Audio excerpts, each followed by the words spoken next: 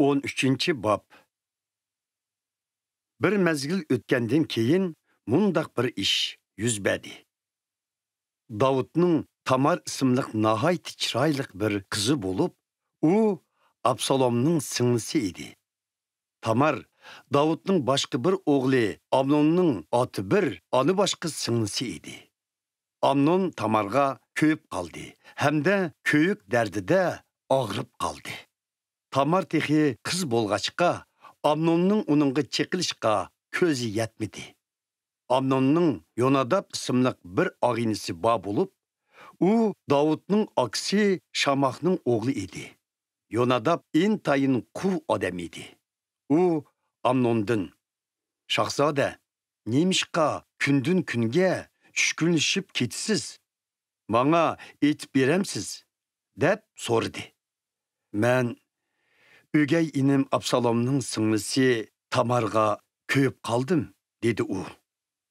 "Undaq bo'lsa, siz karvatga chiqib, yolg'ondan kesal bo'lib yetib eling. Otingiz yo'qlab kelganda, uningga singlim Tamar kelib, bana yegili bir narsa bersin. Ko'z oldimda tomoq etsin. Etgan tomoqni qo'ldan ilib yey, deng", dedi Yonadab. Shunda qilib Amnon yolg'ondan kesal bo'lib yetib oldi. Podsho yo'qlab kelganda, Amnon singlim Tamarni chaqirtib, "Ko'z oldimda manga non pishirg'izib bergan bo'lsangiz, uning o'z qo'lidan ilib yegan bo'lsam", dedi. Davud orduga chaparman avatib, Tamarga: "Akıngiz Amnonning uyiga berib, uningga g'izo etib bering", dedi. Shuning bilan Tamar aksi Amnonning uyiga bordi. U chaqda Amnon o'rin tutib yotgan edi. Tamar azroq unda xemir yug'urib, Amnonning ko'z oldida tavda non pishirib berdi. U tavni elib kelib, nonni Amnonning oldiga qo'ygan edi. Amnon nonni yegili unumay, "Hammanglar bu yerdan chiqib ketinglar", dedi. Hammaylar uning yenidan chiqib ketishdi. Ondan Amnon Tamarga: "Nonni hujramga akir, o'z qo'lingdan elib yey", dedi. Tamar pishirgan nonlarni elib, aksi Amnonning hujrasiga kirib, uning yeniga keldi. Tamar nonni uningga sunganda, Amnon uni o'ziga tortib: "Singlim, kel, men bilan yotqin", dedi. "Yo'q, aka, meni zo'rlamang. İsraillar ichida bundaq qilishqa bo'lmaydi. Bundaq sat ishni qilmang. Bu rasvochilikni men qandoq ko'tarib yuray? Sizmi İsraillar ichida uyatga qolgan bir ahmoqqa aylanib qolasiz. O'tinay, podshohga aytsangiz, u mening sizga yotliq bo'lishimga qarshi chiqmaydi", dedi. Lekin Amnon uning gapiga quloq solmadi. U Tamardan kuchlik bo'lg'ashqa, uningga zo'rlik qilib, uning bilan birga yotdi. Shuningdan keyin Amnon Tamarga bek o'ch bo'lib ketdi. O'chliki uning ilgari Tamarga bo'lgan muhabbatidanmi kuchlik bo'ldi. Amnon Tamarga: "Qop, bu yerdan yo'qol", dedi.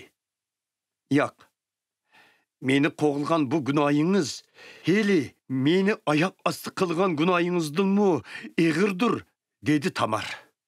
Lekin Amnon uning gapiga quloq solmay, aksicha shaxsiy xizmatkorni chaqirib, "Bu xotinni haydab chiqarib, eshikni qulflab qo'y", dedi. Amnonning xizmatkori Tamarni haydab chiqarib atgandan keyin eshikni qulflab qo'ydi. Bu chaqda Tamar uzun yanglik libos kiyib olgan bo'lib, podshoning yotliq bo'lmagan qizlari shundoq kiyinishadi. Tamar beshiga kul chechib, ustidagi uzun yanglik libosini yirtib etdi. Ikki qo'li bilan yuzini yepib elib, ho'ngrab, yig'lab mangdi. Aksi Absalom uni ko'rib uningdan: "Akang Amnon sen bilan birga yotdimi? Hey singlim, endi sen bu ishni og'zingdan chiqarma. U degan sening akang. Bu ishni ko'nglingga olma", dedi. Shuningdan keyin Tamar tanha ve g'amkin halda aksi Absalomning uyida yaşadı.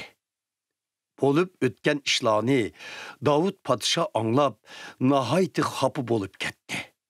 O'z singlisi Tamarning nomusiga tekkanligi uchun Absalom Amnonga o'ch bo'lib ketdi. U Amnonga yo yaxshi, yo yomon so'z qilmadi. 2 yil o'tgandan keyin Absalom podshoning o'g'illarining hammasini Bahal Hazorga ziyofatga taklif qildi. Bahal Hazor Efraim zeminining yeniga joylashgan bo'lib, u yerda Absalom qo'ylarini qirqitib atdi. Absalom shoh otasining oldiga kelib, qo'ylarni qirqitib ataman. Ey oliylari, marhamat qilib amaldorlaringizni elib, men bilan birga tabriklash ziyofatiga qatnashqaysiz dedi. Yo'q o'g'lim, agar hammamiz borsak, sana ig'rimiz tushib qoladi, dedi podshoh. Absalom podshohga qattiq yolvurdi. Podshoh yanıla berishga unumay, faqat uningga baxt tilab duo qildi. Agar o'zingiz borolmaydigan bo'lsangiz, akam Amnonning biz bilan berishiga ruxsat qilg'aysiz, deb o'tindi Absalom. Podshoh uningdan, "Nimishqa u sen bilan birga berish kerak?" deb so'radi. Absalom yolvuragandan keyin podshoh oxiri Amnonning va barliq o'g'illarining uning bilan birga berishiga ma'qul bo'ldi. Absalom o'zining xizmatkorlariga, "Diqqatli bo'linglar. Amnon haraq ichib, sal kayf bo'lganda, men Amnonni o'ltiringlar" deb buyruq qilaman. Shu chaqda uni o'ltirib etinglar. Qo'rqmanglar. Buni sizlarga men buyurdim. Dodil va jasur bo'linglar, dedi. Absalomning xizmatkorlari uning buyruqini bajo keltirib, Amnonni o'ltirib etdi. Podshohning qolgan o'g'illari o'rinlaridan turishib, keçirlarini minib ketishdi. Ular yo'lda ketayotgandilar. Davud podshohga, "Absalom podshohning bolalarining birini qoldirmay, hammasini o'ltirib yetibdi" degan xabar yetdi. Podshoh buni anglab, o'rnidan turib, qattiq qayg'urgan holda kiyimlarini yirtib, o'zini yerga tashlab yetib oldi. Uning atrofida turgan hamma xizmatkorlarimi kiyimlarini yirtishdi. Lekin Davud podshohning aksi Shammohning o'g'li Yonadab uningga, "Podshoh oliylari, hamma o'g'illarimdan ayrilibdiman deb o'ylamasizlar? Faqat Amnon o'libdi, xolos. U o'gay singlisi Tamarning nomusiga tekkan kundan boshlab Absalom uni o'ltirish qasdida bo'lib kelgan. Endi podshoh oliylari, hamma o'g'illari o'ltirilibdi degan xabarga ishonmaysizlar. Amaliyotda o'ltirilgani birla Amnon. Absalom bo'lsa kechib ketdi" dedi. Shu chaqda sepilning ustidagi ko'zatchi atrofga qaragan edi. Tog' tarafdagi yo'lda Bayt Xoron shahridan kelayotgan nurg'un odamlarni ko'rdi.